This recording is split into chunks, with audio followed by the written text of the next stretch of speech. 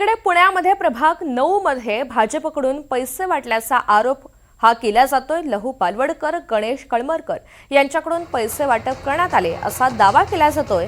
नागरिकांकडून पैसे वाटप होत असल्याचं उघडकीस आलं। पुण्यात प्रभाग 9 मध्ये बंद दाराआड पैसे वाटल्याची शक्यता वर्तवली जाते। आता या आरोपांमध्ये किती तथ्य आहे हे एकंदरीतच तपासणीनंतर समोर येणार आहे। अधिकची माहिती जाणून घेऊयात। राहुल कुलकर्णी आपल्या सोबत आहेत। राहुल, पुण्यामधील प्रभाग 9 मध्ये नेमके काय आरोप केले जात आहेत? नागरिकांचा काय दावा आहे?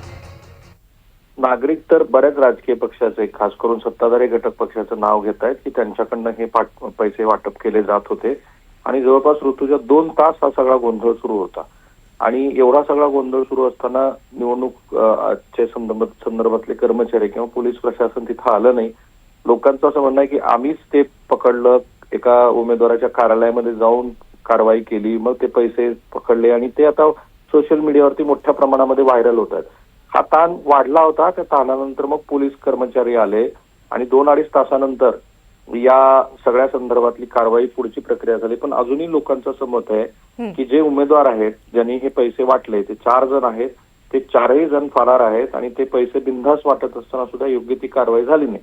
आणि ऋतुजा, हे गेल्या 2-3 दिवसापासून सतत घडताना दिसत आहे की पैसे वाटपाच्या अनेक तक्रारी येत आहेत। लोक स्वतःहून पकडतायत किंवा विरोधी पक्षाचे लोक पकडतायत।